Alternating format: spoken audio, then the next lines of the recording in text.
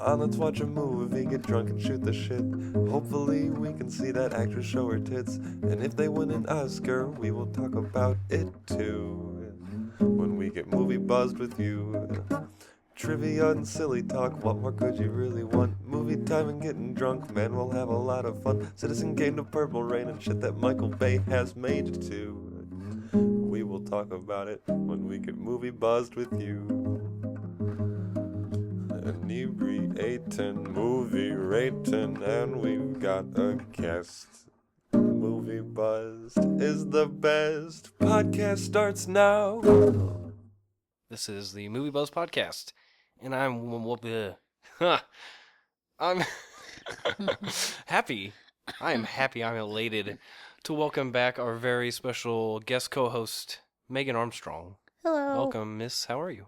I'm good. I listened to the guy that did the intro song on SoundCloud. I listened to some more of his songs. Citizen Mike. Yeah, they're really weird, but they're pretty good. I really liked it. He just volunteered. I put out like a call, I guess, to call. musicians that would be interested in helping with a few intros for the podcast, and he responded in kind. So I don't know. I like it the best of the submissions I got. So I pretty much like dead set on just using it all the time. And he didn't even care if I like dropped his name or, directed people to him. So he's on SoundCloud. I believe it's Mike Citizen. Yeah, I believe it's Mike Citizen. One of the two. I have it on my phone right now, actually. Well, while you're doing that, I'm going to let everyone know that the show is brought to you by Procreate. It is a community, an online community, in fact, of it's a community of people, so it's, online is where they gather, but the community is actually people that are like-minded individuals. They go to Procreate, and they have a project, and basically what Procreate does is it gives people a chance to meet other artists, to collaborate on projects, to share ideas, and in the end, to promote your work.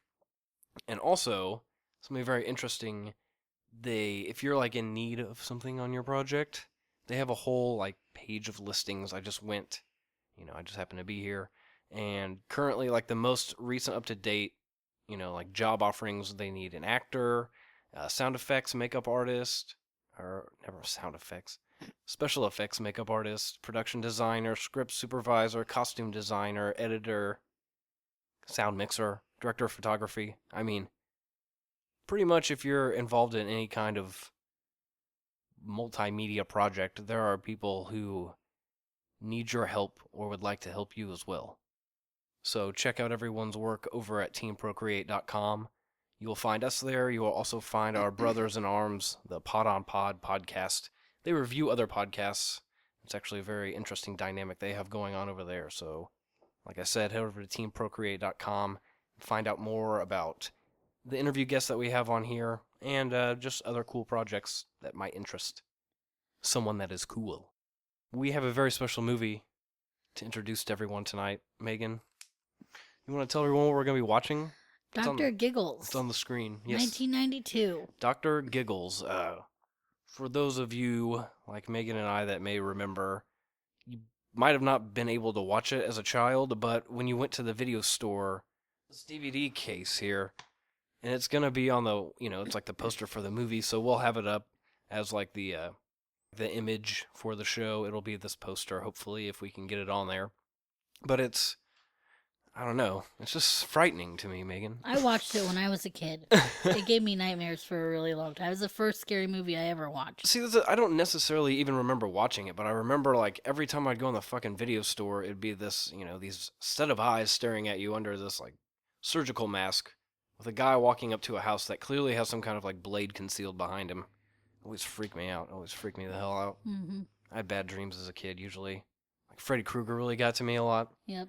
I don't even think I was able to watch those movies until I was like later on in life, but just It's still really hard for me to watch a movie. Fucking thought. You said you were scared watching this. I was. It's okay. It's just the feeling. I don't like feeling scared. It's a horrible feeling. Well, let's pop it on. And to pop it on, that's a popular phrase the kids use these days. Is it? Nope.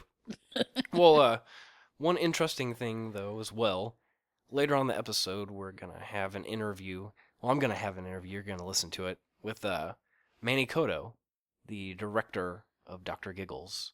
For extreme illnesses, extreme treatments are most fitting, I believe, is the opening. I think that's exactly what it said. I don't know. Yeah, I think you're right. But yeah, we're going to have Manny Coto on. He directed Dr. Giggles. He's also been a writer, executive producer on, and director.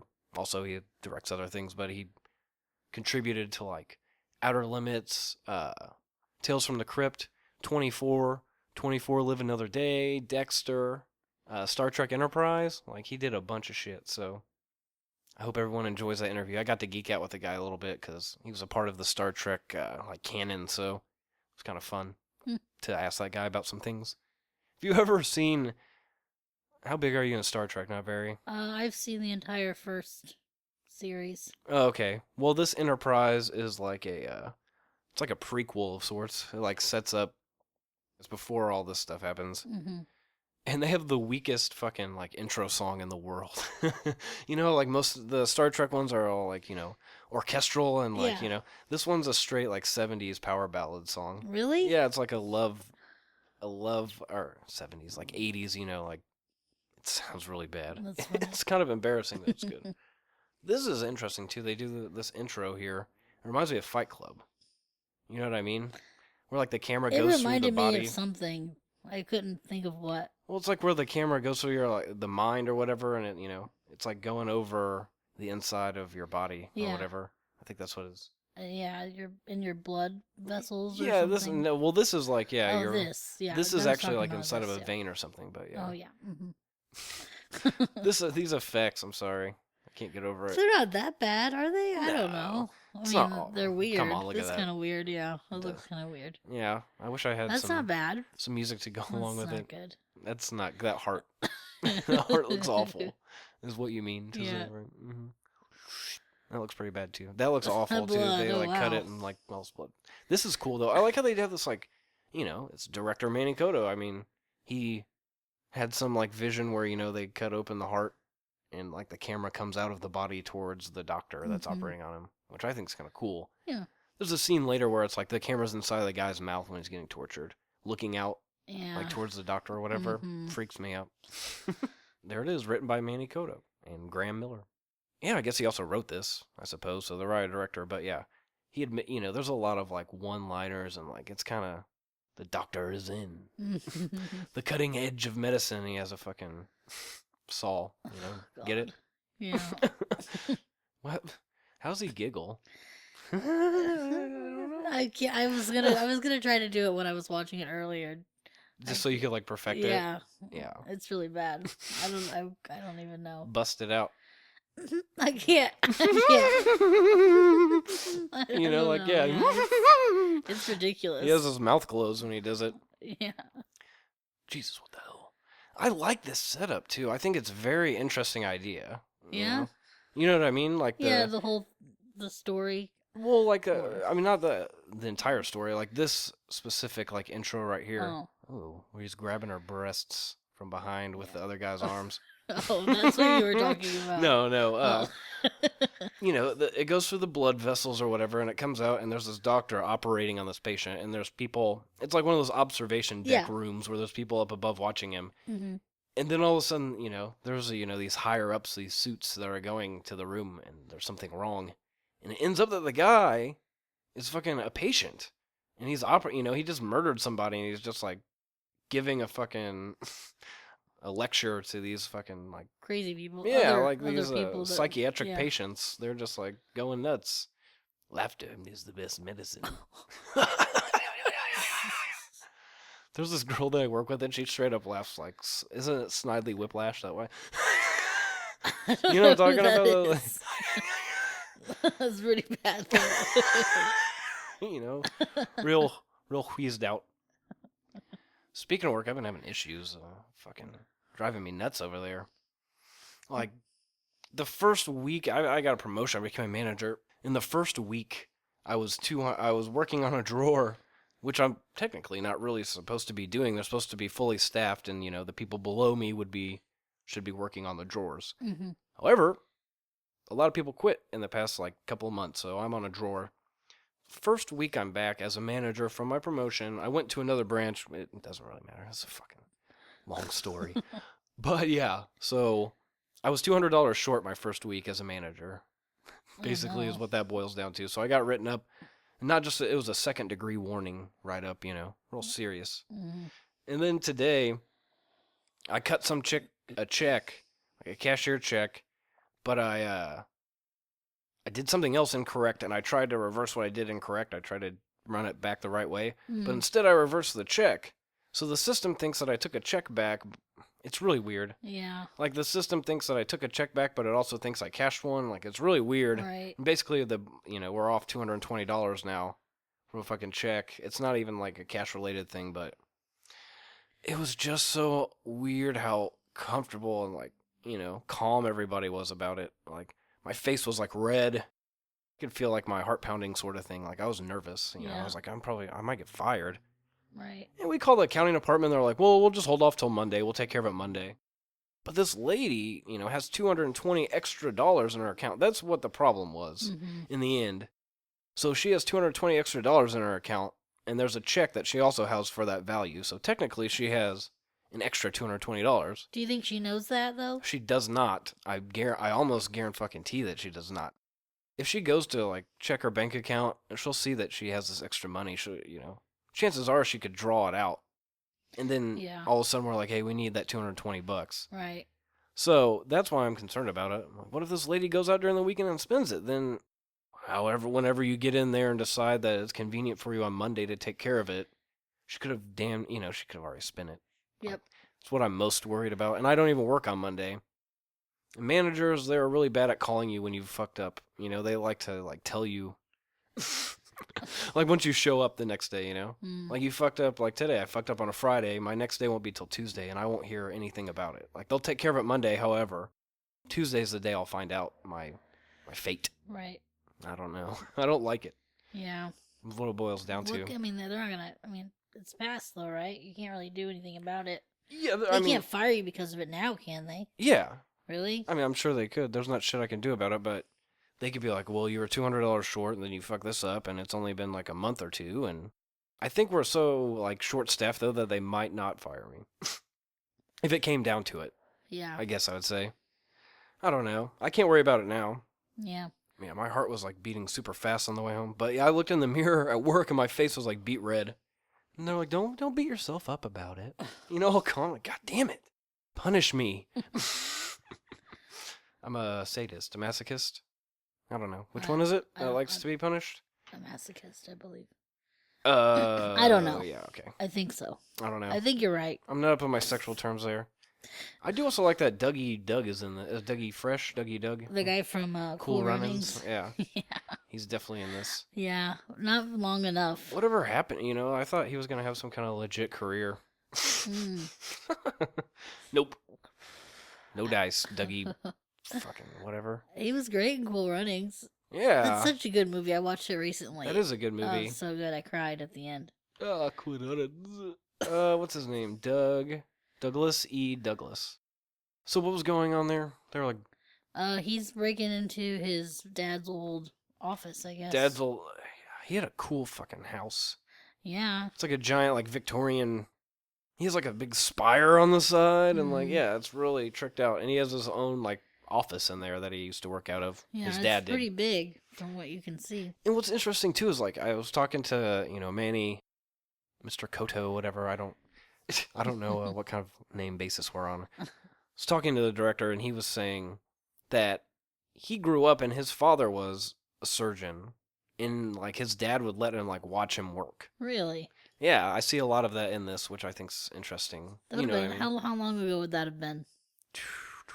Like in the 80s? No. 70s? Yeah, probably like in the 70s or 60s, probably. I mean, I don't mean to age the guy, but, I bet his info's online, and I don't even have to, like, make an educated guess. It says on one of the trivia things about Manny Coto, he co-wrote The Ticking Man with Brian Helgeland. Okay, he co-wrote The Ticking Man, an unproduced spec script, which was sold for $1.2 million in 1990. Really? Yeah, like, people make money in Hollywood just like writing these scripts that they send out. You know what I mean? Like, people pay you for like what they think's a great idea. It may never even get fucking made. Did it? It was unproduced. That's what it said. She was in something, right? She was in like Party of Five or something, wasn't she? That girl? Oh, I don't know. Jesus, She I was don't in know. Charmed, right? That's not Alyssa Milano. Who? Just letting you know. Holly Marie Combs. She looks. She was in Charmed, Oh, okay. right? Is that what that is? Yeah. What did she play in Charmed? One of the sisters, What? right? That's ridiculous. Piper? She was. Huh. See? She was the unknown one. The less well-known one. Because there's Alyssa Milano and Rose McGowan. Mm-hmm. And then the girl from Dr. Giggles. That's her name. She has no name. It happens. So what have you been up to lately in life? Anything of interest, of note? I've been painting a lot lately. Like painting. I've been buying canvas and Okay, painting nice. things, like backgrounds. Like I've been getting it, like watching tutorials on YouTube and learning Any how Bob to paint. Ross? No, I haven't done any of that yet. No happy trees? No. Come on. I haven't done anything that would look lifelike. I made a galaxy that looked pretty cool. Looks like a galaxy. Yeah. Looks pretty cool. Looks like a galaxy. That's about it. There's Galaxy-looking galaxy sounds pretty awesome. It's a little boy. There's a little... So creepy, dude. There's little Giggles. Operating on teddy bears. Knock, knock. Hey, Daddy. What is it? Doesn't his dad like kill his mom or something nuts? I think he... You just watched it. Yeah, I think he... I have something to confess before that you tell me. What? You were like, I'm running around, I'm trying to download this. I think I might get it. And I was like, well, try your best. Like, do this. And I didn't even, I haven't watched the end of this movie. I haven't watched, the last 20. I almost didn't watch the end of it. I That was the almost main turned it thing. off. That was the main thing I was going to say, is, make sure you watch the end at least, because I have no idea. I didn't. But yeah, his dad, didn't he kill... I think his mom had a heart condition or something, and he tried to do, a heart transplant on her. Failed, maybe? Yeah, I don't know. something like that. I don't... But now he feels that the town has to be cured, or the kids, or something. Yeah, something weird. Beer, right? Woohoo! But he's not even, trying to do anything. He's just killing them. This guy automatically wants to die. I know. Just looking He's at awful. fucking chode. He was an asshole, right? At some point, Yeah, but yeah. I mean, the whole time, he's just a douchebag. He locks those other two people in the house. Those two, huh? Dougie Doug and the other black girl. Yeah. There's only one. With the black girl. Okay, so here's the fucking rhyme. Town's got a doctor, and his name is Rendell. Stay away from his house because he's the doctor from hell. He chopped up his patients, every last one. And he cut up their hearts, purely for fun. It's like a demented Dr. Seuss thing there. Mm-hmm. It's like, who the fuck would make that up? That sounds stupid, guy. This is nuts. Did you ever have any, area like this? When you were growing up where it was like, oh, this is a haunted place, or this is creepy, you should check it out, or anything? No. There was a bridge on a railroad track that we kind of... Bridge on a railroad track, huh? We called it Dead Man's Bridge. But there wasn't a story or anything. It was just a creepy little bridge, and we'd play around it. It's haunted. It's scary. I was really young. I was probably 14, 13, something like that. 12. Damn. Because we knew each other at that point. I was just talking about this the other day. Yeah? Last night, actually. Yeah. Someone you don't even know. Just talking about you. Weird. I was just saying that I was recording this with you, and I was like, it was weird because we were friends in 7th and 8th grade. 6th, 7th. Right. Yeah. You signed my yearbook. And then I don't remember interacting with you at all in high school. High school, I left in 8th grade, and I went to Lawrence Central until junior year. Okay, see, that's why we didn't. Yeah, so the first 3 years, basically, I wasn't there. So, I hadn't seen you for 5 years or so. Mm-hmm. And I'm working at Pizza Hut, and then she's working at another Pizza Hut. So we kind of, crossed paths that way. Yeah. But not really. And your brother was hanging out And with then me. all of a sudden, yeah, I guess my brother was hanging out with you and your roommate, and then you knew my core group of friends as well. Yeah. So it was a really weird tie-in, and now it's just it's the gang. Yep. Mm-hmm. Was it it's 10 people. Yeah. I'm not gonna count not gonna count you. You say 10. I'm not gonna count you. So we'll say 9. Okay. But yeah. So now they're exploring the house. Isn't there like something about like she's talking about like she'll like bang him or something if they get out of there or something? She said that she thought that he was in on it Oh yeah. because he wanted her to bang him. He wanted the banging. Yeah. If they were locked in a room, they were gonna bang. This guy looks like he's an awful kisser. He looks like he's like a Joker mouth What too. is that hair? It's awful. It is. It's like Pauly Shore hair. Yeah. Oh, it's under a hat though. It looks almost like a wig sticking out. It's weird. This guy's a fucking cunt. Who does that? I don't know. He wedged a like some kind of like axe into the door or something, so Dougie Doug and his girlfriend can't get out. Yep. Why wouldn't they bust that window open though? I don't know. I gotta find out this girl's name, and they die soon anyway, so we might as well refer to them by name. Yeah. Corrine, is that her name? Yeah. Oh wait, no, it's a white lady. Leah, Lee. I don't know, Megan. I don't know either, Zach. It doesn't even. All these people have not really been in anything. They have their faces up on IMDb. Yeah. It's weird. He's putting on his dad's clothes. Dougie Doug. Let's see what's he been up to. Oh, see, he's in some stuff. What's he in? Right now he is filming a TV series called Brown Nation. He will play Lamont. And then there's a movie in post-production called Wannabe. Huh. Yep. Good stuff. I don't know. Dougie Doug. Good guy. He's been credited in 36 movies. He produced Slap the Donkey. Slap the Donkey. Yep. That sounds great. Yes. Where's the other beer at there? Oh, you already done? Yeah, I know. Chugging along. You have to talk the whole time. I know your whole thing. My whole thing. Yeah, usually you tell me when Being I tell the you host of a show. Yeah. No. Yeah, my whole thing. No, whenever I say that you're drinking slow, you tell me that you have to talk. 1, 2, 3, and I you need talk. to make sure that I talk when you're drinking beer, and the same thing you always say to me. Oh God, we'll make it work out. The Dougie Doug and his girlfriend are in the room trying to get out, and then all of a sudden this long ass needle comes in. The standard like see it in the Spinal movie. tap. Yeah, there you giant go. Needle. Mm-hmm. I'm glad you're here. That was good vocabulary. It was. I'm not really seeing patients yet. Doesn't he say I'll make an exception or something like that?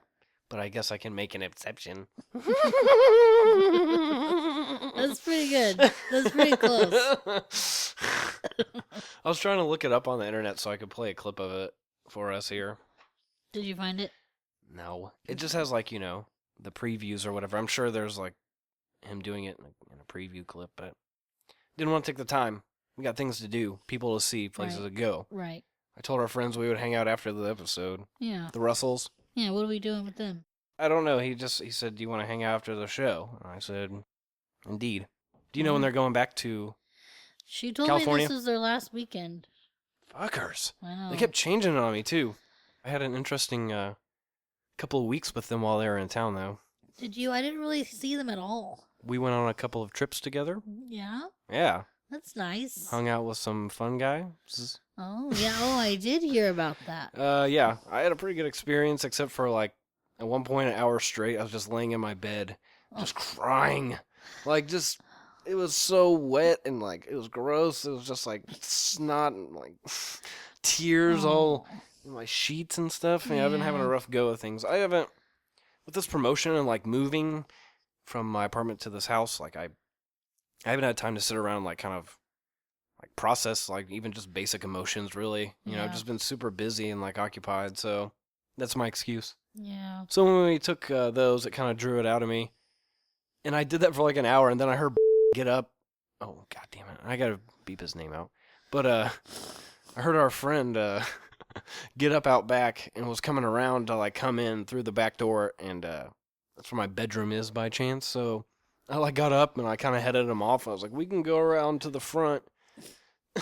And then just like he was looking, he's like, "Are you all right?" And I was like, "It's just so hard, man." Like he like cradled my head in his chest, and he's like, "It's okay, just stand here for a minute." I felt like such a doofus. I was like, "Ugh." No. Yeah, it happens. it was, yeah. I mean, it was an overwhelming sort of thing. It was weird. But the time before that, we took the stuff, DOB or something weird. But it was like a definitely more high energy thing. But it was still one of those things. Like, I don't like to go out in public. I don't like that necessarily. I barely feel like I can keep it together like normally when I'm in public. Like, I always think these weird thoughts, like, oh, what if I just, Right. said I some know what you crazy mean. shit to this person or fucking, Yeah, I get it. I don't know. Yeah, what if I just said, stick a dick in your ear? Something like that, in the middle of like a serious business type conversation. I just wonder what would happen, but I feel like if I'm under the influence of drugs, that might just happen, It might and nothing happen, would yeah. stop me. You probably look completely normal when things like that are happening, but in your mind, you're like, everyone knows Yeah. that something's going on. Yep. It's like you could just be walking down the street, minding your own damn business.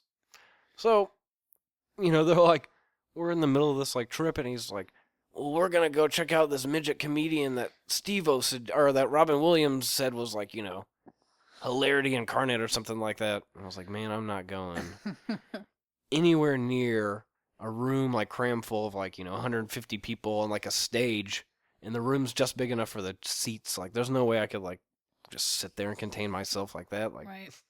we went from like listening to fucking Les Claypool and like weird music laying on the ground, like closing our eyes and then like opening them to see lights and stuff. He's like, let's go to this fucking thing. Nope. And then they left, and I get a call a half an hour later, and he's like, we had to turn around. I knew it. There's that shot right there. Oh, okay. It's so weird looking. That is pretty weird looking. It reminds me of like a Tim Burton sort of thing, like, Yeah. I don't know, like a Beetlejuice thing. I don't know how to explain it. It's just a gut feeling I have. Okay. It looks like one of those funny houses with the tongue that you have to go into. Yeah. Well, that was at the I went to the LACMA LA County Museum of Art 3 years ago, and they had a Tim Burton exhibit, and that was the entrance.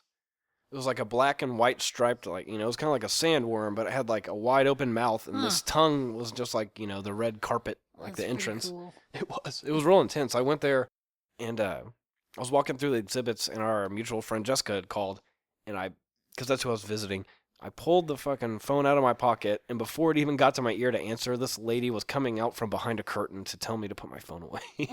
She's like, no phone, sir. I'm like, I know, I'm just trying to answer the fucking thing. But shit, I was talking to the other day, and he's like, he's like, I've touched like a Georgia O'Keeffe, or I think it was O'Keeffe maybe, but Yeah, I like think a he told me Warhol or that. something. Yeah. Yeah, he was like, at a museum, just like touching these, Yeah. famous artists' work. Just because I completely understand. I think it was Van Gogh. Touch a part of history No, or something. I don't know what. No, it wasn't. I don't know what it was. I don't know why I want to say He told me just the other day. O'Keeffe. Yeah, I was there too. We okay. were at the That day. party Yeah. where we had to play rape cards. No, what it the- was fun. It was. though. I hate it. You. I hate that you I did liked not it wanna so play much. it, Yeah. I hate that I liked it so much. For those of you, we played Cards Against Humanity, and one of the creators of the games, he was accused of rape like a month or so ago. So we were at this party. I was like, I'm not gonna play this fucking game. 3 Colt 45s later, they're like, come on, just play around, and then like I'm fucking spitting beer all over myself. I did that twice. We were all just cracking up. Like, I was like crying from laughter, It was awesome. Funny, yeah. But damn it, I just felt so wrong afterwards. I was like disappointed in myself almost. I have no fucking, Well, I have no commitment. I have no morals. well, that's a whole other thing. I lack discipline, is what it boils down to. I do. We talked you into it. Yeah, but Peer pressure. okay, it's still not an excuse, but whatever. It's okay. Okay, I got a little present for us. I see that. It was so funny. I wish I could remember one of the things that were said that night. I do cards. remember the one that I gave Jake was, during sex I think about, and mine was Mr. Clean right behind me. And I picked it. That's the only one I won on. I think I only got a couple too. It was Old pretty- Teen was kicking our asses. Teen, Yeah. she was. Yeah, I think she'll allow that. Yeah. Oh, We that was called her the awful. next morning. It was pretty funny. She didn't say anything. Yeah, about her it. name is, I'm Christine. fucking Christine. Hold on. Oh, who the fuck it is? Oh, it's my brother. Jesus Christ. Scared me. Thought it was the cops.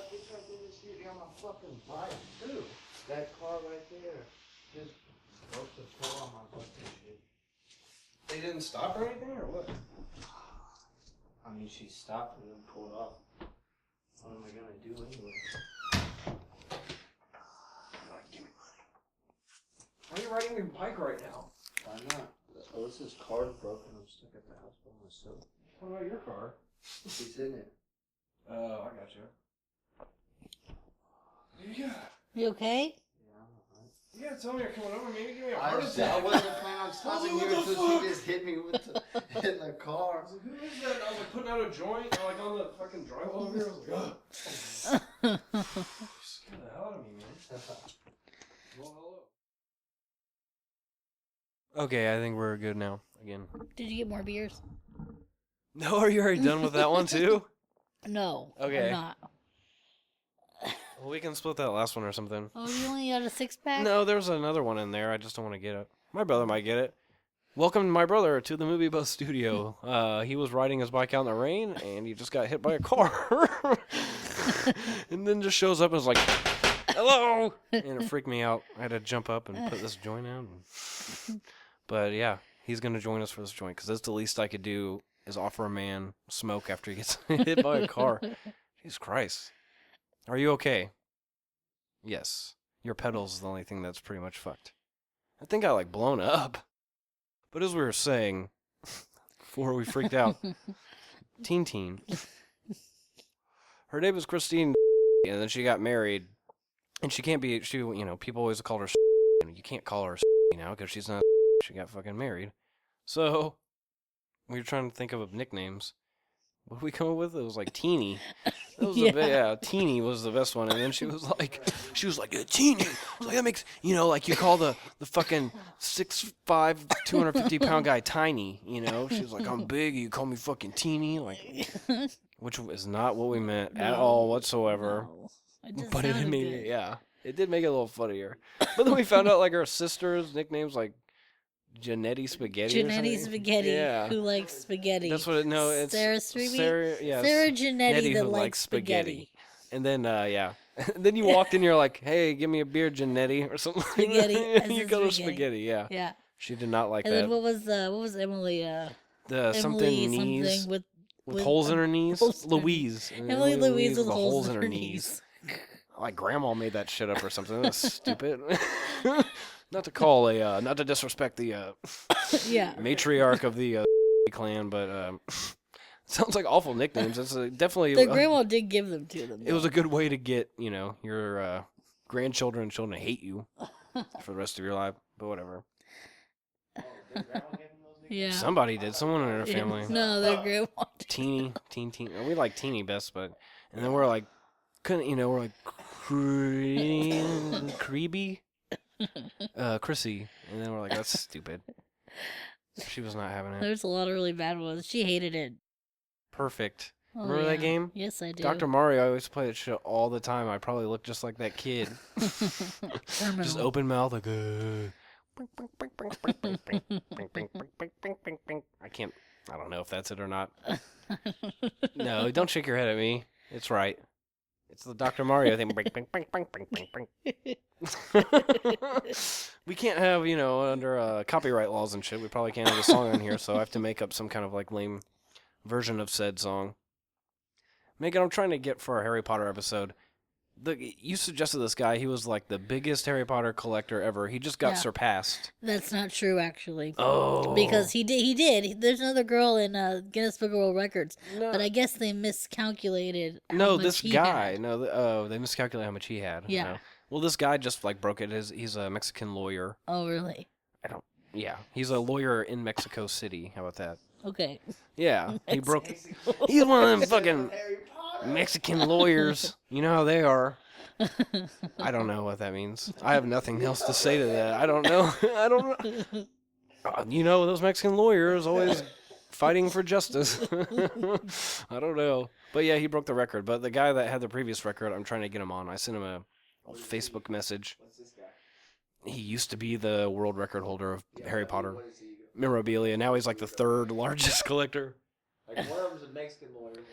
Well, we have that coming kid up. Just goes to college. Yeah, or he's some something. kid. He's like a person that probably would be collecting, Harry Potter stuff, not some professional lawyer, but whatever. And then I've gotten a hold of. Harry Potter. I got a hold of Andy Milder. He is from Weeds fame. He played the lawyer Dean Hodes. He's been in a bunch of other movies. He's been in Domino as the movie we're going to watch with him. Hmm. And then the next time we do our Harry Potter episode, we have the interview to play with Rod Hunt. He played one of the Death Eaters, so get to hear that finally. Yeah. We talked to one of Richard Linklater's collaborators on Waking Life and A Scanner Darkly. So we're going to have him on the show. Oh. We have a good lineup set up. Cool. We also going to have an amateur wannabe sex advice giver. Wow. She wants to give sex advice, and she thought that apparently my podcast would be the best platform for her to do so. She said, give me a shot. Huh. I'm going to give her a shot. What I've been movie asking. Are you gonna do that for? No movies. It's just Oh. going to be straight up. I asked people questions they might have had about sex. They might not necessarily be real, Uh-huh. but they are real weird. Have you ever heard of fifth base? Apparently there's a fifth base. No. I think it involves poop, but Ew. yeah. But yeah, I'm going to ask her about it. Okay. Some guy wants to know how to, unawkwardly ask someone about whatever fifth base is. I don't know what it is. Wasn't that in the movie? Chris Pratt and Anna Faris. What was it? They're Movie 43. Or Oh something yeah, like yeah, that? yeah. I really like that movie, by the way. I don't remember that part at It all. might not have been Anna Faris, but I know it was Chris Pratt. He was like saving it up all day because she wanted. Oh, him was to, that him? I think so. Yeah. Yeah. Yeah, I don't remember. I do remember some of it. I remember that specifically. hit That by he was a like car saving up and- his poop. Yeah. That's what you got to do. I guess. If your lady or gentleman friend is into that sort of thing, why not surprise them? Save up your poop all day. It's common practice, Megan.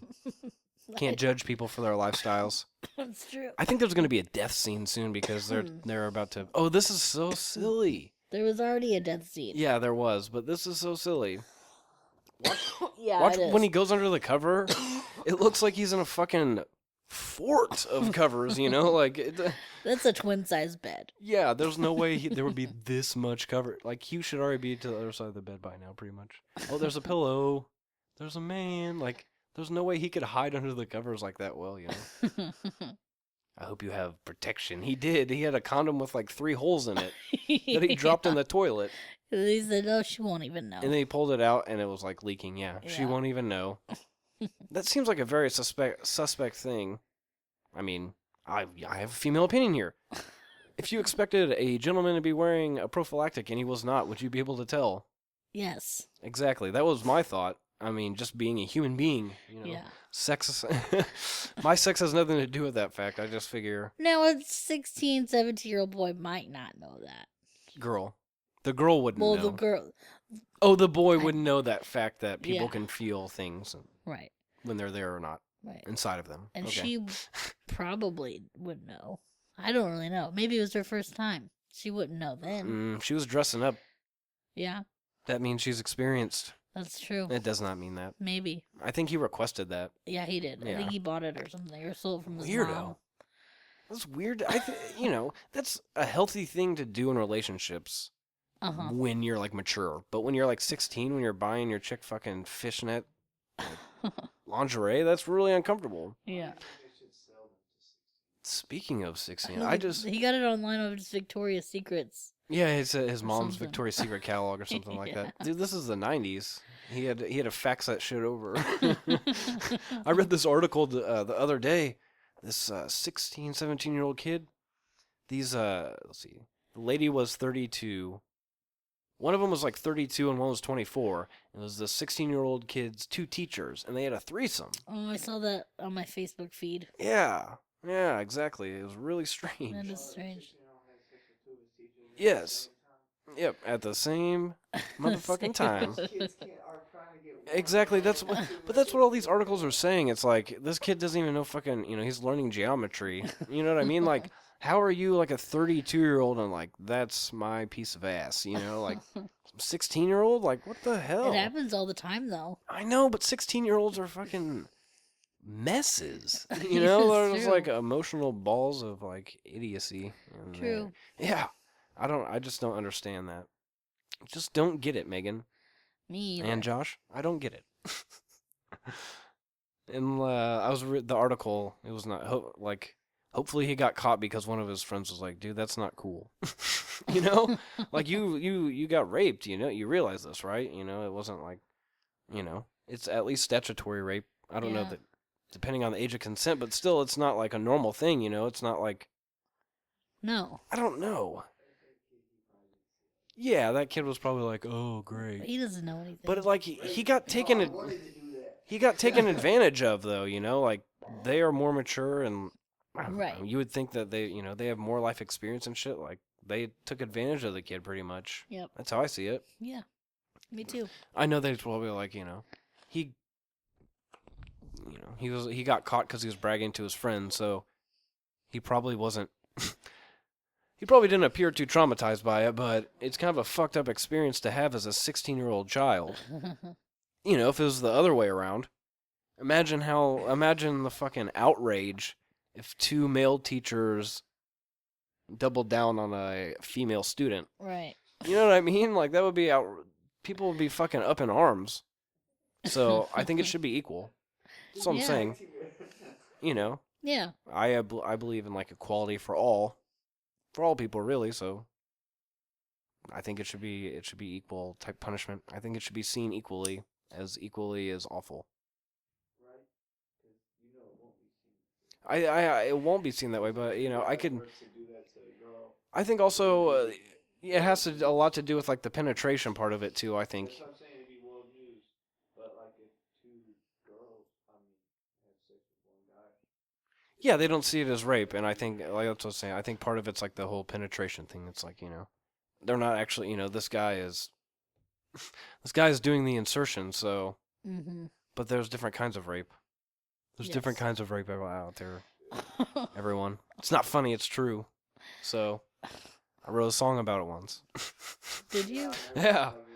Yeah. It was called Fraper. It was about a female rapist. Oh, sing me some of it. I love you. Don't want you to stop. It's just too bad that the safety word is stop. It's a good idea. Safety word. Yeah, right. I know what a safety word is. Do you? Yeah. I've never had a safety one. Well, I've never had one, but I know what it But I is. do know what it is. This It looks looks awful, by the completely way. What's he awful. like pumping into her? Like her own? Oh, ice cream. He's sucking. He's like He's sucking it Why out. are you watching? he's pumping her stomach. Yeah, What is this? Dr. Giggles. You want to turn that phone down? Is that yours? Yeah. Can you mute the sound? Yeah, he was pumping her. This her is a real stomach. thing, man. People live and die by this show. I gotta have. I mean, that's what I was doing last night. I was finishing editing. It's real serious stuff. I can't have random phones going off in the background. This girl is weird. I know it. Yeah, I was watching this earlier. Like, really? She's just basically putting a saxophone reed in her mouth like it's a penis. Well, I mean, whatever. And what was that guy in? He was in some stuff, right? You can't just blow it like that. Ugh, What? You gotta use the brochure. I don't know. This guy. The placement of your lips. Yeah, he looks like he's been in some shit. Party of I've Five. never had a problem with my lips before. She said, Ooh, nasty. nasty. And they just go full face. What's this guy's name? Do you know his name? No. He's in the show. Yeah. Yeah, Max? maybe. Glenn Quinn? Yep, it's that's Glenn him. Quinn. He was David on Roseanne. Oh yeah. That was the thing. He was David on Roseanne. Oh, he's dead.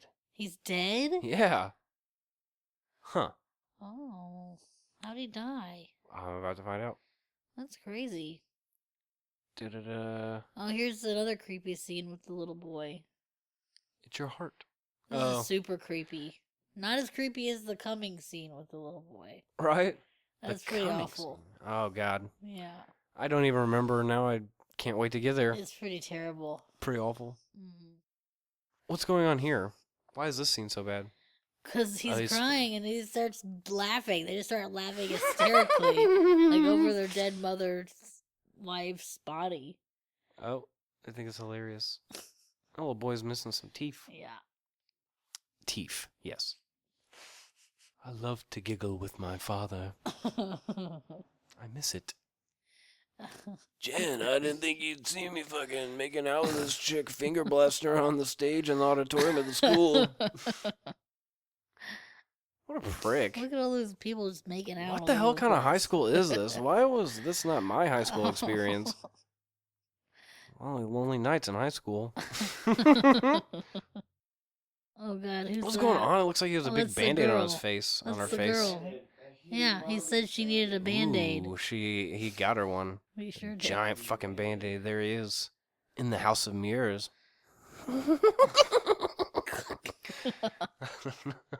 His giggle is so weird. Okay, before we get to the conclusion of what's happening here, where our fucking boyfriend jumps in there and he's like trying to apologize about making out, and there's this doctor trying to kill. I'm so We're gonna- glad you did that. Yeah, I'm you're sorry. gonna pee because you've been chugging fucking beers. And when we get back, I'm gonna play the interview for you. Okay. We would like to welcome to the Team Procreate guest line, Manny Coto. Thanks for being on the show. Thank you for having me. My pleasure. Absolutely. Well, the reason we're having you on specifically for this show is that you were the director of our movie of the episode, Dr. Giggles. So we want to thank you for that, first of all, actually. My pleasure. I'm going to begin by asking about the movie, maybe the fans in general. I was reading, some reviews about the movie, and a lot of people actually credit the film for getting them into horror movies or just even movies in general. Actually, as a kid, my co-host Megan and I, we have the same experience, but the front of the box really grabbed us as children. It's still something that sticks in my head. So what kind of fan base has the movie amassed over the years? I'm sure it's kind of a interesting mix. Well, it's a very interesting mix. I mean, I gotta be honest. I haven't really kept in close. I haven't really been monitoring much of the fan base or people who like the movie or not. I hear it now and then. People will tell me, I do a lot, because I was in Star Trek. I'll go to Star Trek conventions, and many people will surprise me and say, "Oh, I really loved Dr. Giggles and scared me when I was a kid and that kind of thing." So really, I kind of see the people I kind of see are Star Trek Giggles fans, because those are where I really kind of interact with fans. And every once in a while at Comic-Con, when I would go, some people would kind of see my name and my badge and say, "Oh, wow, Giggles." So unfortunately, I don't really spend a lot of time. I haven't really, done in research and reviews on Giggles on the internet. I do know that there are people who like it and who think it's fun, and that's always extremely gratifying. It was a lot of fun to make the movie, and I'm glad a lot of there are people out there who enjoy it. Do you think that's important to involve humor when you're dealing with things like horror or dark subject matter? I think it's one way to go about it. I wouldn't think it's the best or the only way. I just I was coming off of a Tales from the Crypt. I had directed a Tales from the Crypt, and the Tales from the Crypt had that very much that tone, that very kind of EC Comics, sarcastic, sardonic tone toward horror, which I love and I think is great.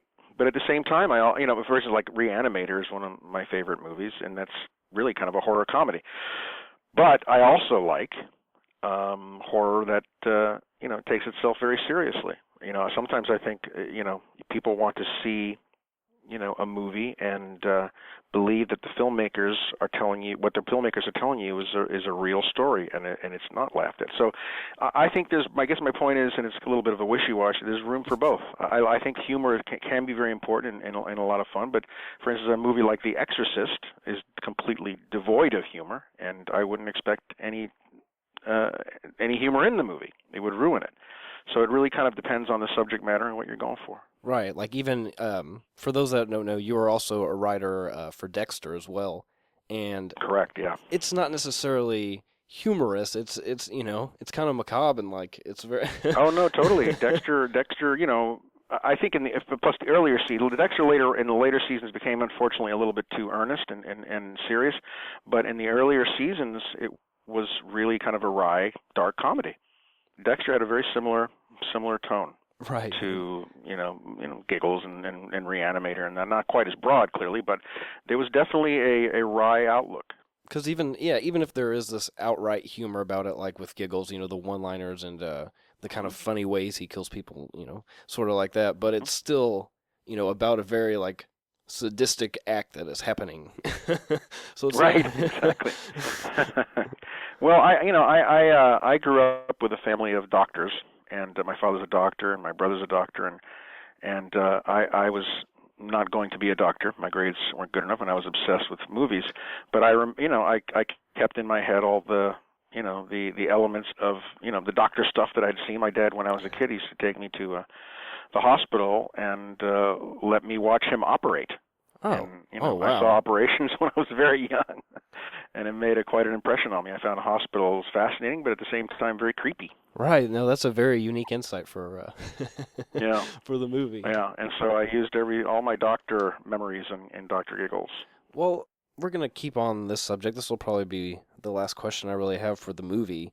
We were talking about, you said you did some stuff for Tales from the Crypt, and also you've done stuff for like the Alfred Hitchcock Presents up until 92 when you wrote and directed the movie. How did you approach the responsibilities of, being both a writer and a director as opposed to kind of like one or the other on other people's projects? I'm not sure it really required kind of a different approach. It was more you kind of do one after the other. You have the writer's hat and you write it because whenever you write a script, you're directing it in your head anyway. Right. You are writing it as if you hope to see it. And so once the script is finished, you move on to the director's. You put on your director's hat, and you're like, great, thanks, writer. Now I got to put this on film. And you have to, but then as a director, you have to deal with the limitations of what you have, of what you can actually shoot, and you have to go from there. So it's kind of the way to approach it is kind of the same way you approach each task. Only you kind of you take on a different mentality when you sit in the different chair. Mm-hmm. Very cool. Well, yeah. So that was the last question I have for Dr. Giggles. I am going to move forward because I'm very interested as a Star Trek fan myself. And from what I've read, you are a Star Trek fan as well. You were a writer and producer on the Star Trek Enterprise series, which is kind of like for all intents and purposes, it's like a prequel to yes. what most people know as Star Trek, I guess. So it must be interesting to like shape and progress the story of this massive franchise. And I was curious if you had kind of like free reign in those regards, or since the mythos was kind of already like established, if you had to you were steered in a certain direction, so to speak. No, it was. I mean, I came onto the show, and I mean, Enterprise. I actually felt that Enterprise needed to be more of the prequel series that it promised to be. Mm-hmm. I felt it wasn't quite. It was going off in directions that I didn't think were as fun as a Star Trek fan, and I kind of made. When I took over the responsibilities of running the show in season 4, and a little bit of what I tried to do in season 3, I tried to actually return it to a series that was actually setting up the original series, which I'm a huge fan of. Right. And so I wouldn't say I was given carte blanche, but Rick Berman and Brannon really kind of embraced that idea, and we all let me kind of run with it. So it was a lot of fun, and I really kind of in season 4, at least as far as Enterprise goes, I got to do kind of what I felt I really wanted to do. I got to do almost everything on season 4 was something that I really, really wanted to do. Very cool. I get to geek out for a minute, which is fun, but it seemed like as a writer there was a lot. Like it seemed like it would be very hard to narrow down exactly what you wanted to touch on before it let in. Oh, sure. Yeah, no, the Star Trek universe is so, grand and detailed, and it was hard to pick. And I was hoping we would go on for another season, but the Enterprise's ratings were already pretty low when I took over, so it was always kind of dubious. But I had really wanted to flesh out more of the Star Trek universe in season 5 and 6 and 7. Maybe starting the beginnings of the Romulan War and the Federation, Jeez. and I even wanted to do an episode that showed the beginnings of of the floating city from the Cloud Minders, and I really wanted to touch on a lot of aspects of the original series. Basically, a Trekkie's dream is what it sounds like. Basically, a Trekkie's dream. Exactly. I'm glad. Totally. I'm glad to know that you came in on the later seasons and you actually didn't have any kind of hand in picking the theme song for the show. No, I had no hand at all. I actually lobbied. I was actually responsible for getting rid of the theme song for 2 episodes in the Mirror Universe episodes. I lobbied to do a different opening credit sequence, which was orchestral, and because the idea was to do credit sequences as if they had to come from the Mirror Universe, and so we were able to get rid of the theme song for 2 episodes. So you can thank me for that. Well, thank you. No, I appreciate it. Well, with that happened with Dexter in 24. You kind of came on after the original season, correct? Or just right? Okay, so that's just been my luck. I keep on Dexter, Star Trek. It's just I did Odyssey 5, my series Odyssey 5, and then Brandon Braga saw it and called me in on Trek and said, "Come in." And then Trek ended, and Howard Gordon, who was a friend of mine who I'd run from, called me and said, "Come in on 24." And then Chip Johansson went over to Dexter, and because after 24, and said, "Hey, come over on Dexter." So it was just one series after another of just like guys calling me in to do their series. I loved all the series, so I immediately jumped over. Fortunately, this last season of 24, I was able to be on from the beginning to end. So. That's incredible. Yeah, that's awesome. Congratulations, by the way. I mean, I'm sure. Thank you. Yeah, no, that's amazing. It was fun. Oh yeah, I bet. So does it work the same with Dexter and 24? Were you kind of held to the certain standard, or did they kind of let you? No, they on 24. Dexter was a little bit more rigid about what you could do and what not to do. They had there was some other executive producers who were more kind of had more say. On 24, especially this last season, Evan Katz and myself were pretty much running the series, so we were able to do whatever we wanted, pretty much. I mean, the network and the studio were very supportive of what we wanted to do, and they kind of, I think, felt that we knew what we were doing. We knew what 24 was, and we really kind of had more or less free reign. We never really got any pushback at all. Wow. That's incredible. That's awesome. It was fun. It was a really kind of a dream season. This last season. So on 24 and Dexter, it was more like a collaboration sort of writing process, correct? And then, I mean, well, almost all television really is a collaborative. I guess I'm speaking in terms of the movie we're watching today. It's something that kind of that was kind of yours, so to speak. I know you. Yeah, no, that's true. Yeah. Do you prefer one over the other, or? It kind of depends. I mean, I think there's a lot. I do like coming up with my own stuff and doing it myself, no question.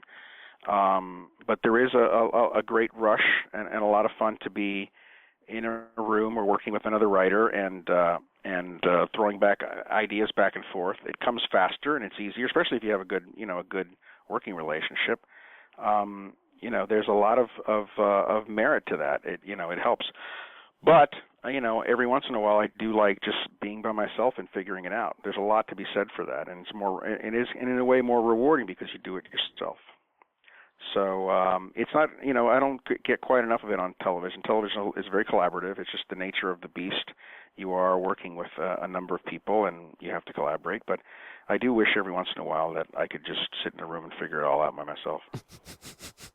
It's part of the artist's curse, I believe. It is. No, I think, yeah. And I think every person who works in a creative industry, I think, is lobbying for more and more independence. And by the way, some people, that level of independence is not a good thing. I mean, George Lucas comes to mind on the Star Wars prequels. A little too much independence, and it was not pretty. Yeah, no, somebody, speaking of reining in, somebody needed to do that probably. But like the first Star Wars movies, like the first one was, there was a lot of people writing him, a lot of people on top of him. It was a difficult production. The second Star Wars movie, he had a different director and a writer, and it was the best Star Wars movie. But there was also a lot of pressure about finishing and all that. And the third Star Wars movie had less pressure, and the less pressure he had, the more autonomy, the weaker the movies got. Right. I think sometimes it's good to have people there, kind of challenging your ideas because it makes you think harder. Right. Exactly. I mean, the more autonomy, the more Ewoks is. Yes, precisely. That's exactly what we got. The more when the autonomy started flowing, the Ewoks appeared, and then Jar Jar Binks. You don't want anybody giving David Lynch notes, Right. But I mean, it's some people, are work better with some feedback. We'll have to rein you in, sir. Well, Manny Coto, I appreciate you being on the show. Thank you for having me. No, it's a great absolutely. pleasure. It's fun. I would like, before you go, I want to direct people to your Twitter. You're not a Twitter guy, so to speak, and neither am I really, but you have one, so the more followers. Every once in a while, I'll say something. I just never. I guess I'm Cuban, so it's very hard for me to say something in so few words. It's interesting. I think that's my problem with Twitter. It's definitely interesting to just shuffle through some of the stuff people post random pictures and. Yeah. I'm looking at it right now, and there's somebody posted their laser disc of Dr. Giggles. So. Really? Yeah. So I haven't been on. I don't go on for some reason. I'm just not a Twitter dude. I just don't go on it very much. But I'll have to check it out more. Yeah, I'm forcing myself. Frankly, to be honest, they made us do it for this last season of 24. They wanted us to start Twitter accounts to help promote it. So I was like, all right, fine. Well, if you'd like to see the promotions for 24, head over to twitter.com, and it is Manny Hector Coto. And I would also urge people to check out 24, Live Another Day. We mentioned Dexter, Star Trek Enterprise, Odyssey 5, Outer Limits even. I mean, you've done a lot of great stuff. So from one sci-fi horror fan to a wonderful artist and director, thank you. I appreciate it. Thank you so much. A great pleasure. Yeah, thank you for being on again. All right, really thank you so much. I'm looking forward to seeing the podcast. Cool. Very awesome. All right. The podcast. All right. Have a good evening. Thank you. Bye. Bye. Bye. So did you enjoy that interview? Yeah, I did. Yeah, he was a fun guy to interview. He had a lot of insight on some things that were pretty interesting to me as a person. So it's time to die, Max. Right? Max? Yeah, that's her boyfriend. That's the finger blast guy. It's time to. I wonder if that's how he kills him. It's very possible. I've seen him kill people in worse ways. Yeah. It's true. Mm-hmm. That would be so weird, though. It's so weird that he was talking about his dad being a surgeon. Yeah. Yeah. It's like, check this out. I bet it was brother. the observatory. He's probably sitting here like us, and he was probably smoking a cigarette with an ashtray right next to a scalpel and shit. Probably. Are you feeling any discomfort? No. That's what he asked her. Oh. And then it popped up and said Giggles grunts. Oh. Giggles grunts. For the hearing impaired, Giggles just grunted. You can't hear me say it. Because their hearing's impaired. God. Oh, God. I'm not making fun of anyone. I'm just saying. I'm just stating a fact that they can't hear what I'm saying right now. Because their hearing is impaired. Right. And that's why it had Giggles grunts in brackets. Oh, she just got hit by a car. She just got hit by a cop car. Like Josh. Fuck it. Just like my brother getting hit by cop cars. Yep, it happens. Gosh, that cat is fucking whining in the background. Go hang out with him. Yeah, go hang out with him. You're making too much noise for the show. It's me and Megan. If we had another microphone, we could set up right in front of you, but we don't, so it's just her and me. Yep. We're the stars of the evening. Maybe he just thinks he's a doctor. I like how it takes this fucking 18-year-old greaser to explain to them. It doesn't even. You know? They still don't believe him. Yeah. Nope. He's the most logical character in the whole movie. You gotta cheat on your girlfriend, man. It's true. If you want to be as noble as Maximilian. Did you ever find out what we're doing tonight? No. Nope. No. Did you ask? No. Yeah, he I just was going texted me. to. I agreed. I said, yeah, we'll hang out after the show. I was like, we're starting soon, so So sorry. I guess I should ask them. I guess you don't have to. We're trying to watch Right. No, we're watching. EKG. Right. The main girl in the show has like a heart problem, right? Yeah.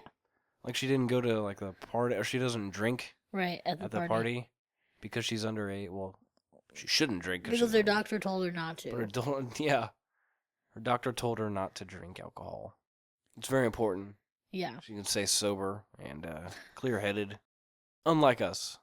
Yes. Unlike us, the buzz starts to set in after a minute. After a minute. Happens when you chug beers. Megan. I have not chugged any beers. I've had 2 beers. We've been here for like 2 hours. I'm done. That's a beer That's an 3 hour. beers. You have 3 beers over there. Okay, but one is one is full. Okay. Well, mine are empty. I drank that last one really fast. I guess. Quickly. Oh well. Now who's chugging beers? Me? Yeah. I had my cousin David. He chugged like 8 beers or 9 beers while he went. He like at one point he's just like, I'm gonna chug this one now. Yeah, it was real intimidating. It was real strange. He's like, next time I'm here, I'm gonna have a contest with all your listeners, and it's gonna be a drink off. Like, I'd be down for that episode for sure. Sure.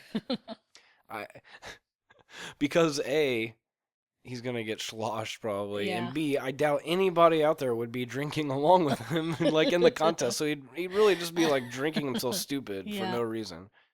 He's gonna hear this, and I'd say that to his face. I'm just letting you know, cousin David Hensley, that people probably won't participate, and you'll just be getting wasted on the air, on the airwaves or whatever. What do you call these? I don't know. You'll be getting wasted on the episode, on the recording. That On works the for me. Internet. The internet. Yeah, no. Fuck No. that. I'm not broadcasting live. Oh. No. But you have to listen to it on the internet. Yeah, that's true. There's various ways to do that. Stitcher and iTunes and all that good stuff. Oh. It's a good transition, Megan. You can, people can find us on Facebook and Twitter, movie_buzzed, or you can email us. We have a new email. Oh. It's official. It's moviebuzzed@teamprocreate.com. You can also reach the show at moviebuzzed@gmail.com. So we have, official, upon official, on top of official ways to reach us. Facebook, Twitter. There's an Instagram account. I've said this before, but there aren't any pictures because I don't have data on my phone. So You don't have data on your phone? data. Why can't you just plug it into your computer? I could do that, but I mean, there aren't any pictures that's a long process. Well, you need to start taking pictures. I know, but what would people be interested in seeing? I don't know how cool this setup is right now. How Not- comfy we are. Not very. We are comfy. It's not very cool. I've seen some cool setups for like podcasts, and this is not. This is the poor man's podcast setup. Here's the scene I was talking about. Oh, is this the cum scene? No, when did I say anything about that? You said something about cum death or something like that. No. Okay. I said it was coming up or something. Oh, okay. Come down. Yeah, Really? yeah. You said the coming death or something like that. And I The thought the coming. but you meant like scene. upcoming. Like you're talking Yeah, I coming. wasn't. Oh man. I did not mean that. I the, totally the misread coming that. scene with the little boy. I totally misread. That's what you said. That is right now. You said the coming scene with the little boy. That made me fucking. I was like, "What are you talking about? What movie were you watching?" You were watching Terrible. Dr. Gargles Come, not Dr. Giggles. That's the porn remake Yeah, there. I guess. Jesus Christ! Talk about a a breakdown in communication there. I was like, what little boy coming scene? Jesus Christ! What are you talking about? Oh God. Yeah. Oh, I know. The Yeah. upcoming scene with the little boy. Yeah. Okay. Well, before that comes up, I'm gonna go get that rum and some. Oh. Okay. Yeah. That is rum. That is rum. Okay, you ready for the cum scene? All right, let's see it. Is there a little boy involved in this scene?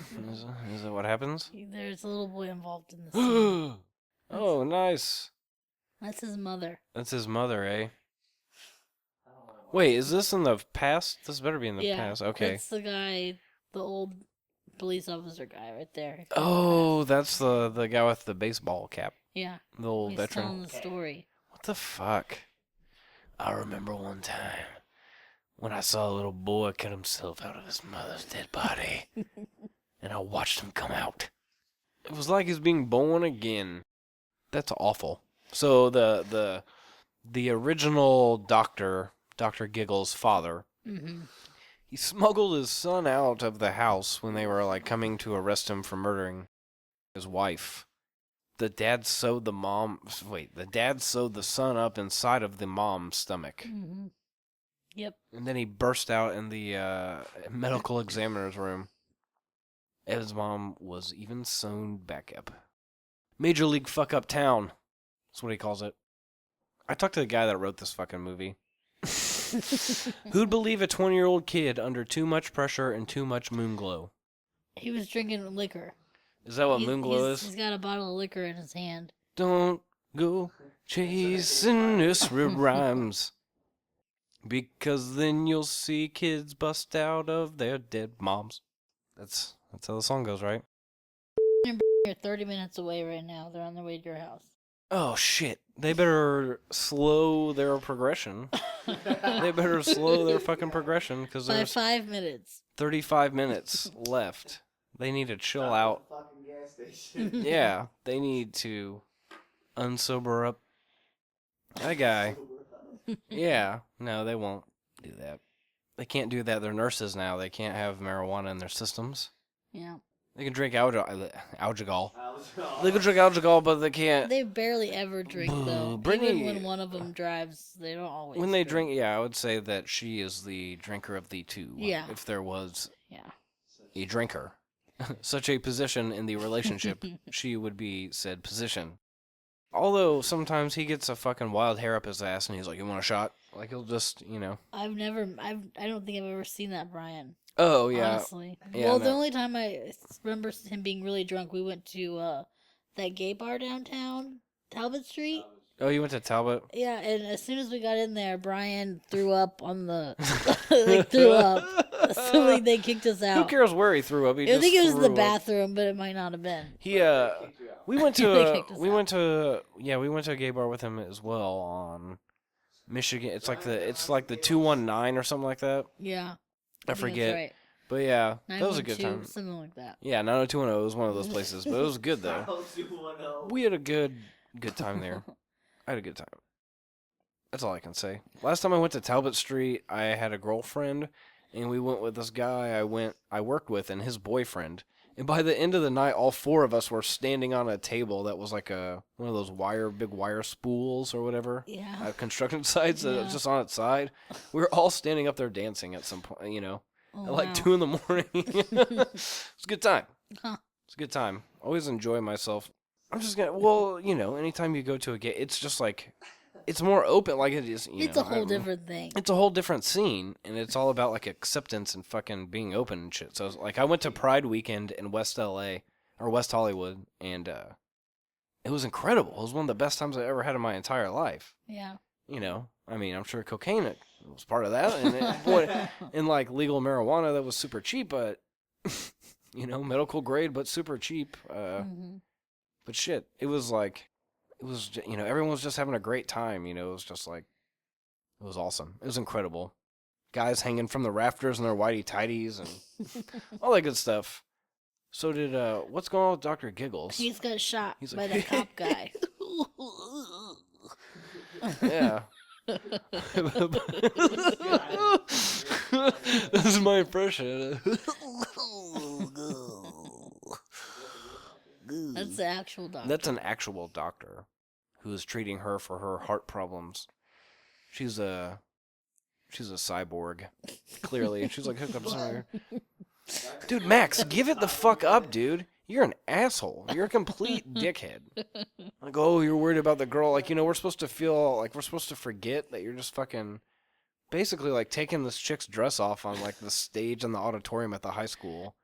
While your girlfriend walks in the room and there's like, 10 people in there. She just told you she had like a big heart problem. Time to get laid. Oh, is he He's taking is his he own doing it to bullet himself? out. Yeah. Oh god. Ooh. But he put like whatever local anesthetic on there. It looked like a numbing agent of some sort. Mirrors on the ceiling, dual purposed, so you can watch yourself fuck, and so you can watch yourself perform surgery on yourself to remove bullets. Simple. Suction.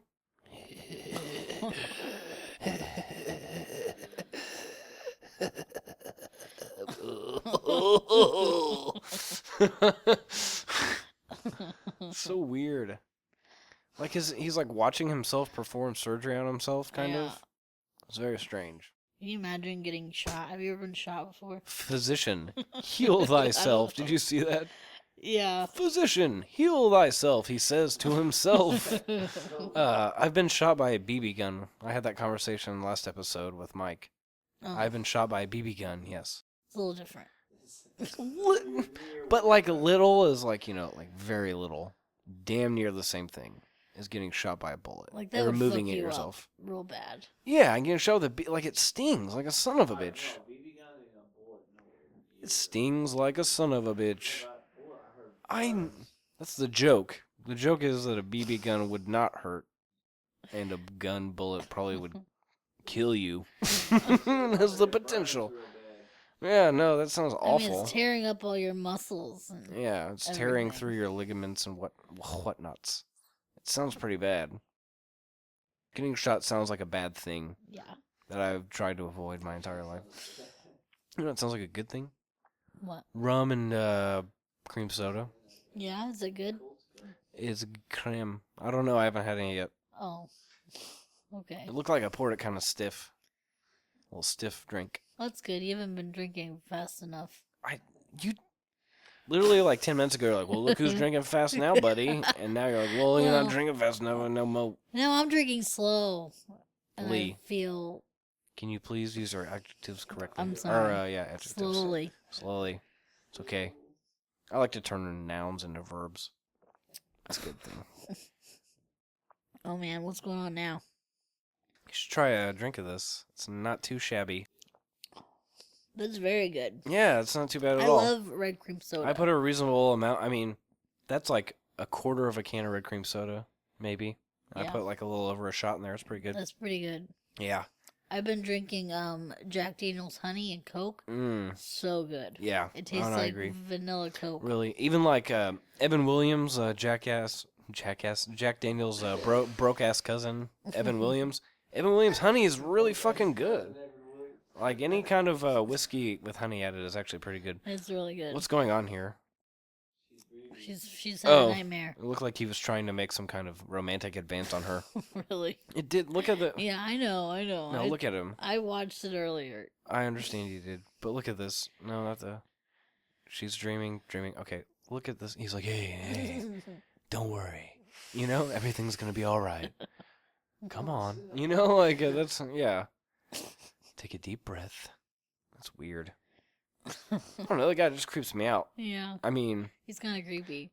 I think the movie just makes you feel creepy about doctors. The fact that he doesn't have any lights on in this room. Like, why is this room so dark? I don't know. Yeah. We're going to need to go ahead and deal with that heart problem around 10:30 at night. All the shades drawn. Oh. Oh! What happened? If I were you, I'd get a second opinion.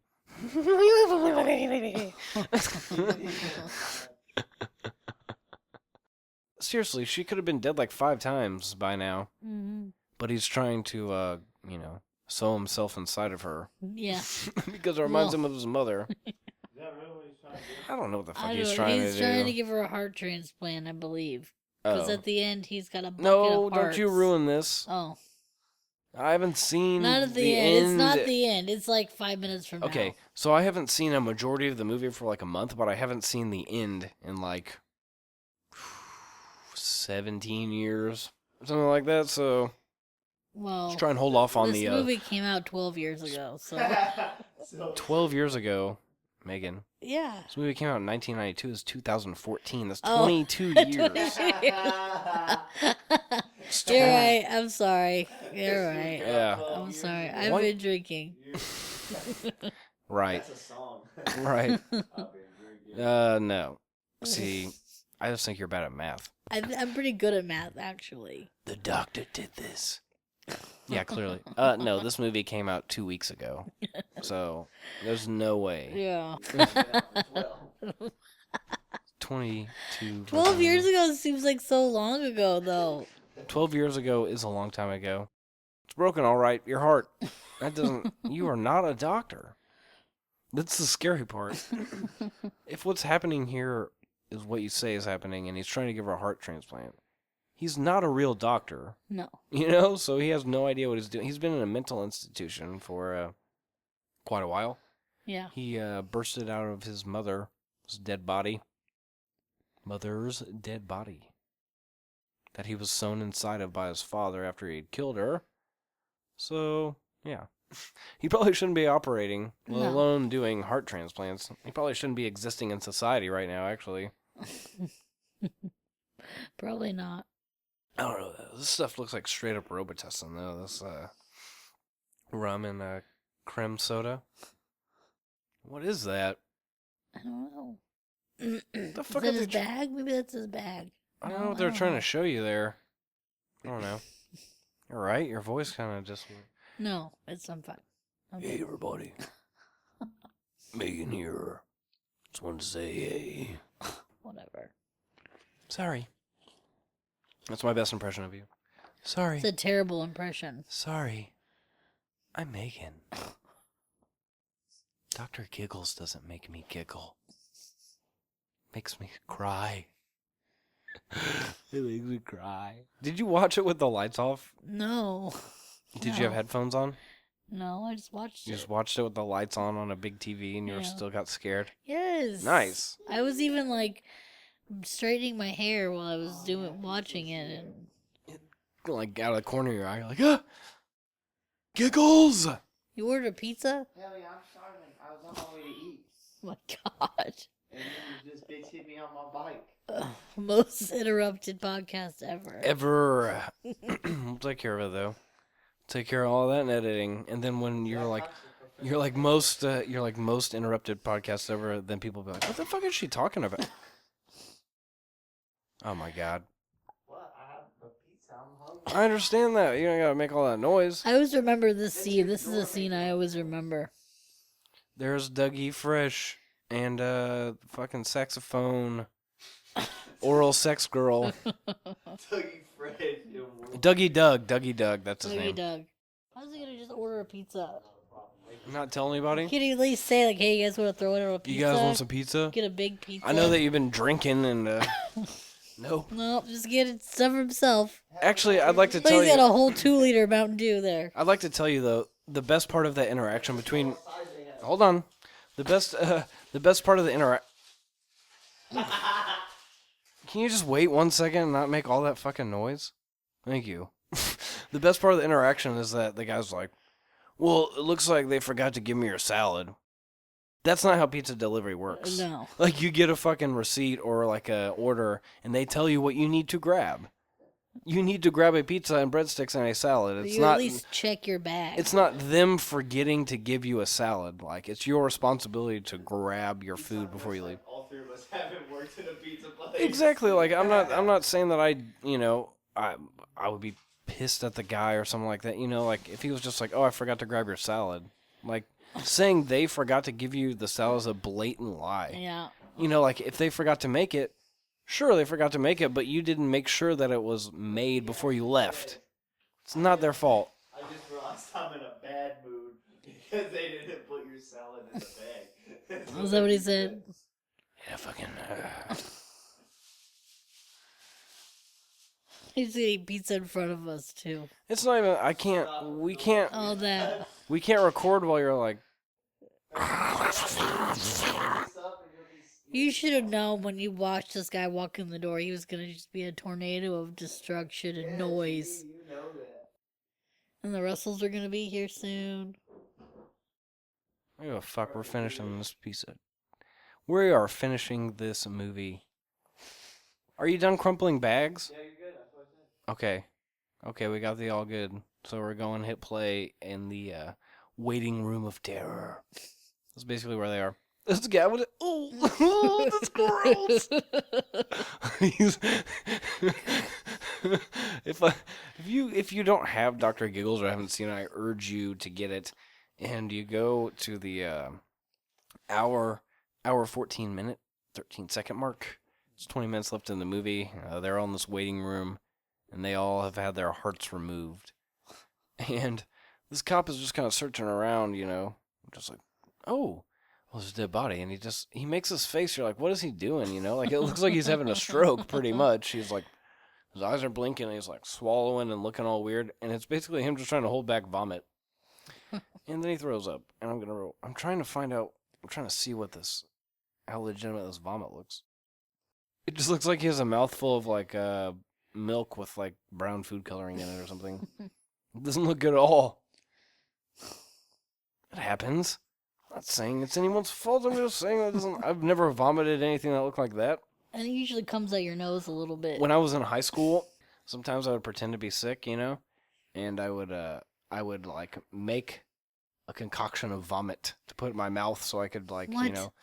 yeah, so I could like, vomit, and it'd be like, oh, there's some, you Really? use like fucking like chewed up. Did you really do that? Yeah. You like use some like chewed up cereal, like some corn, like some like leftovers from the night before and some cereal, and just like crunch it up in your mouth. It's like, because like if you pretend to be sick, you don't hear something plopping in the toilet, but if you put something in your mouth, it sounds like you're actually throwing up legitimate Just stick things. your finger down your throat and throw up real quick. I didn't know that when I was like 14. Yeah. Yeah, I wasn't. Yeah. No, I would just, like, just spit out some, like, mashed up like something to make noise. And See, then I could just say I had really bad cramps and they'd I go home. I know. I should use that.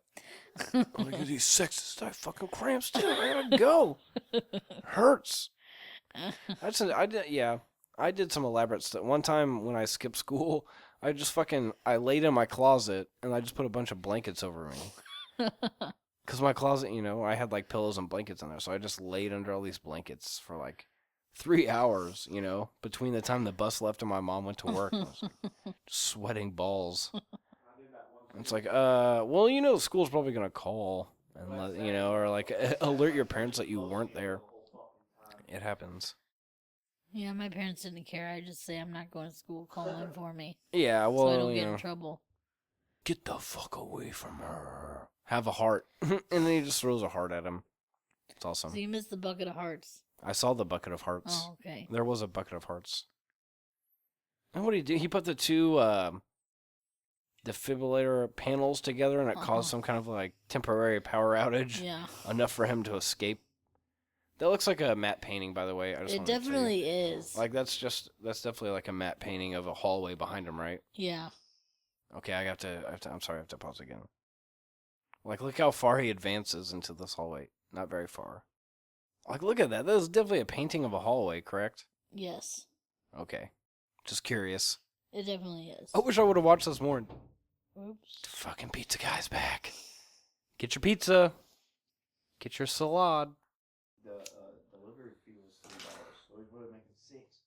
He doesn't get $3. They'll give him $1 for gas. But they give him all of the delivery fee, though, don't they? No. Really? No. You don't get any of the delivery fees, what they say. That's But the dumb. store will give you money for like on a run. They'll give you like $1 for gas or something. No, the delivery fee does not go to the driver at all. For those of you, after my brother crunches the bag, I'm gonna fucking go on a little spiel here. Then what is the delivery fee? The delivery fee goes to the store. Some people say it's for insurance. Some people say it's like for the bags and the toppers and shit. What it really goes for is like to make up for the fact that they have to have these extra employees there to deliver your food. That's why the delivery fee there is to offset any costs that come included in hiring a bunch of people to deliver your food, basically. That's so stupid. Yeah, because they have to hire a whole new staff. You can just do carry out and they would just And have you like have to a pay cook higher and- insurance when you're a delivery driver as well. Well, yeah, but When you tell them that. no one fucking tells the insurance company they're a delivery driver, and if you do, you're a doofus. That's so stupid.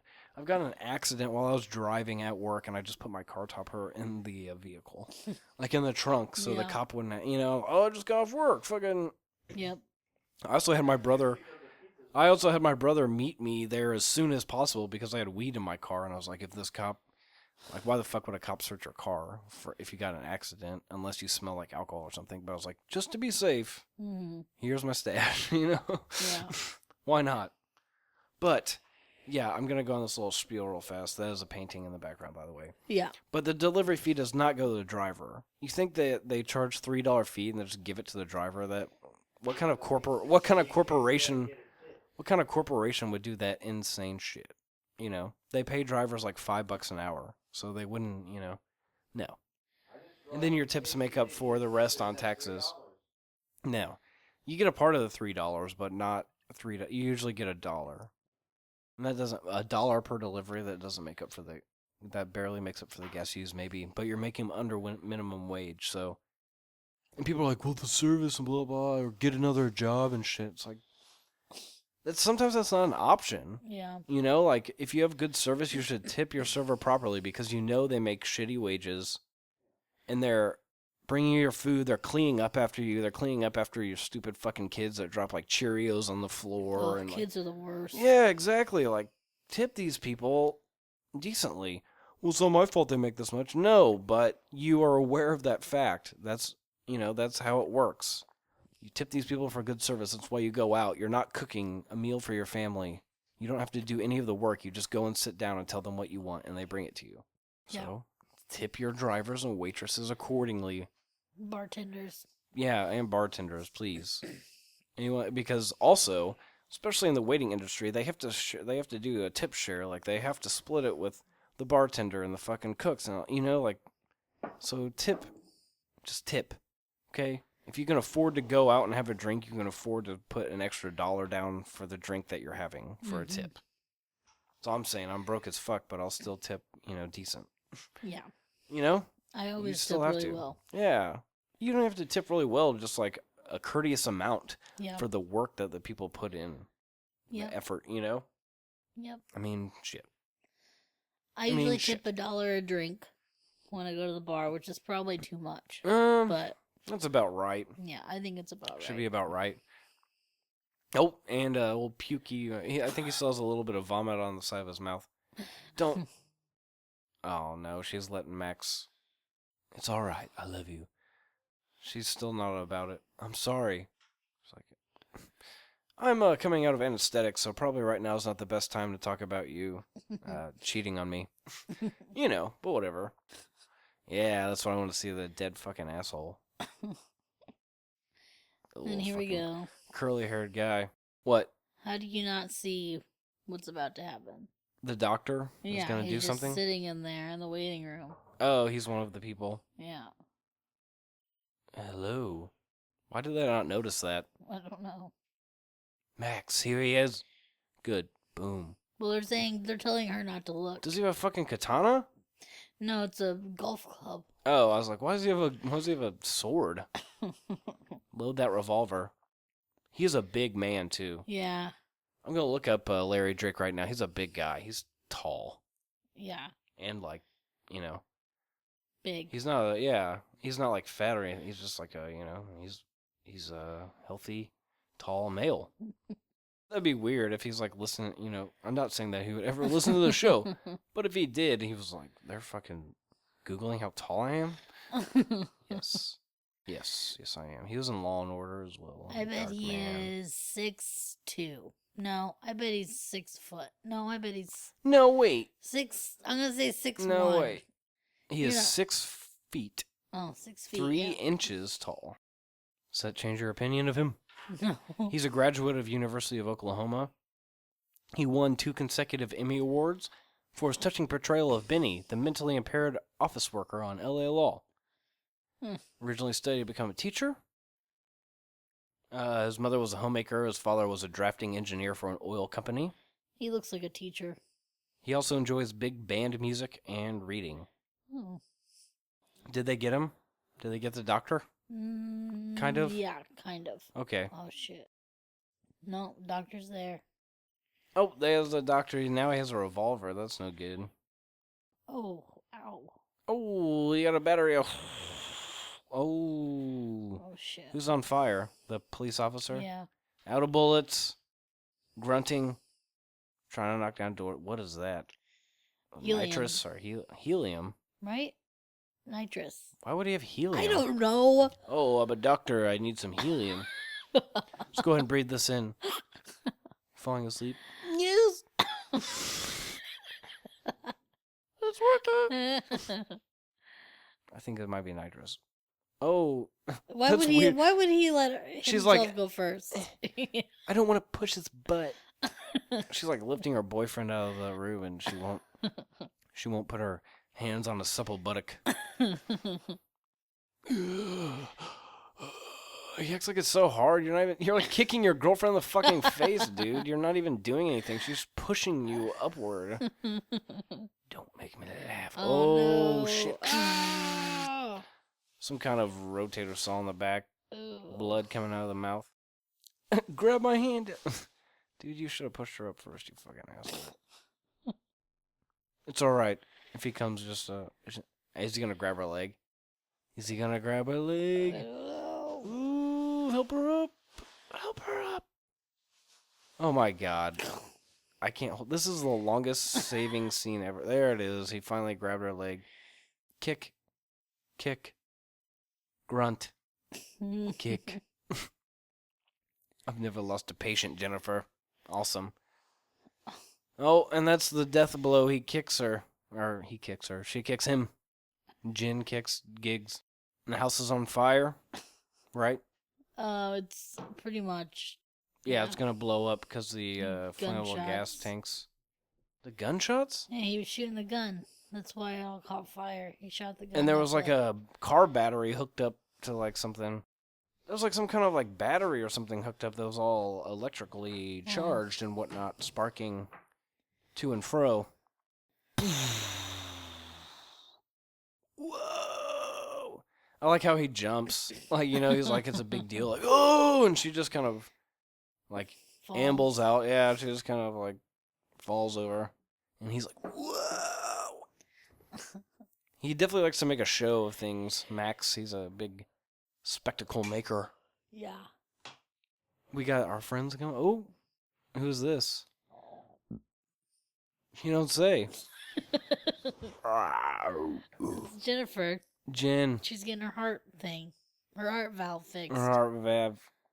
And Dr. Giggles is kind of like Freddy Krueger in that he haunts your dreams. He's only real if you believe in him, and now they believe in him. Here's our creepo doctor. Okay, Jennifer, relax. Just breathe and relax. I'm just on top of you. Right after you've woken up, don't be afraid. It's basically what happened last time. Yeah. There's no reason to be confused or upset. Just relax.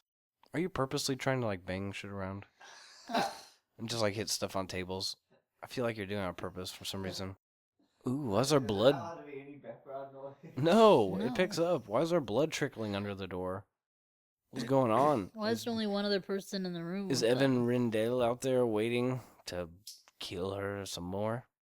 Try to kill her again? Oh shit. Oh man, he's already murdered. 2 people have been murdered. Yep, it's got to be him. His hands are all like burnt and shit. So you haven't seen this, have you?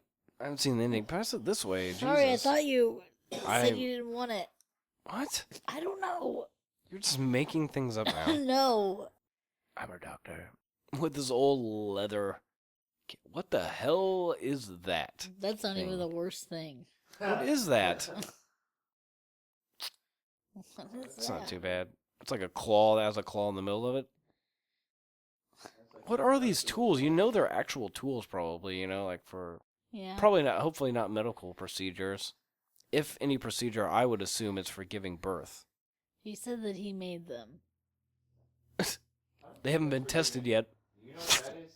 Oh. The old mole killer killing guys with glasses.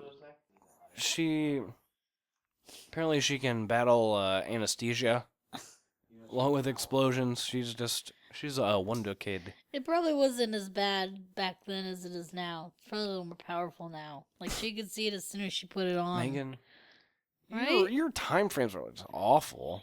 This movie came That out was a long time ago. 5 years ago.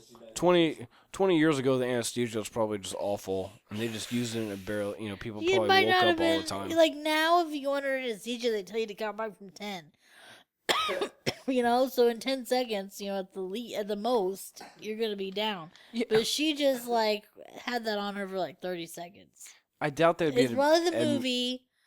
You have to suspend disbelief for the movie, but I doubt they were giving anesthesia 20 years ago that, that was completely ineffective. I don't know. I've been drinking. Oh, I've been drinking again. You just have to shotgun it. He's standing in water, and he's also holding these medical instruments. He is having an awful problem. Oh, is he really dead? We'll never know.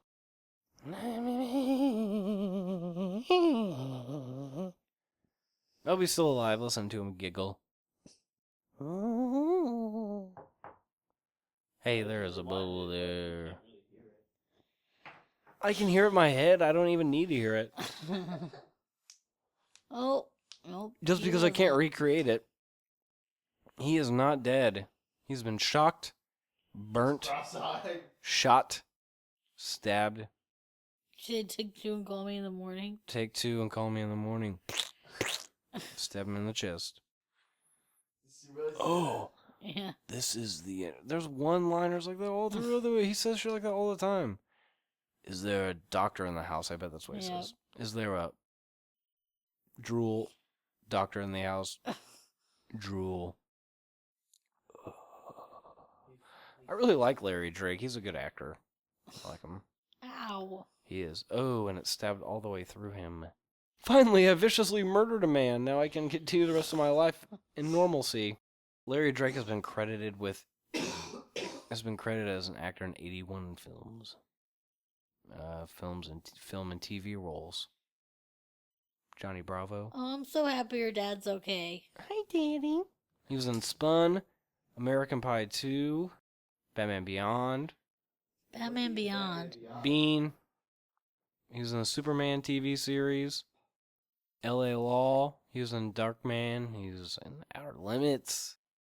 Dr. Giggles. But yeah, he's best known for being in L.A. Law, I believe. He has an interesting quote here on his IMDb page about his character in L.A. Law. I'm going to read it for everyone. Oh, he's making out with his girlfriend again. They're back together, even though he's a fucking asshole. Oh, it makes her heart beat all fast. Boop, boop, boop, boop, boop, boop, boop, boop. The heart transplant did not take. That's the end of the movie.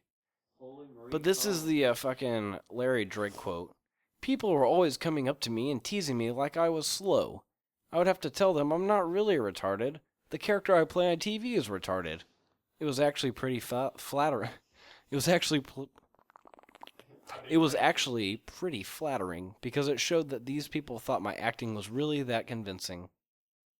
Good job, Larry Drake. Perfect quote. Well, Megan, that was the end of the movie. Yep. The unit producer designer was Jack Rowe, in case you're interested. I was. CC Rodarte, set decorator. And Bob Gorlick, Steadicam operator. Wow. Thank you for your participation in the movie. And that about does it right there for us tonight. We watched the movie. One of the grips was Mexico Jacobson. And the assistant hair and makeup guy was Martin Vinny Hagood. Hagood. I'll say Hagood. Okay. Yeah. So, you good to go tonight? Yeah. You ready to call the show? Yeah. Yeah? Yeah. We're going to go hang out? Did you ever get Yes. any concrete plans or any ideas? All I know is they're going to be here in like They're going to be here in like minutes. 2.5 minutes. So we better get going then. So for Megan Armstrong, brother Josh Cox, and me, your host, Zach of the Movie Buzz Podcast. Thank you for joining us, and we'll be back next time with either Domino or Harry Potter and the Prisoner of Azkaban.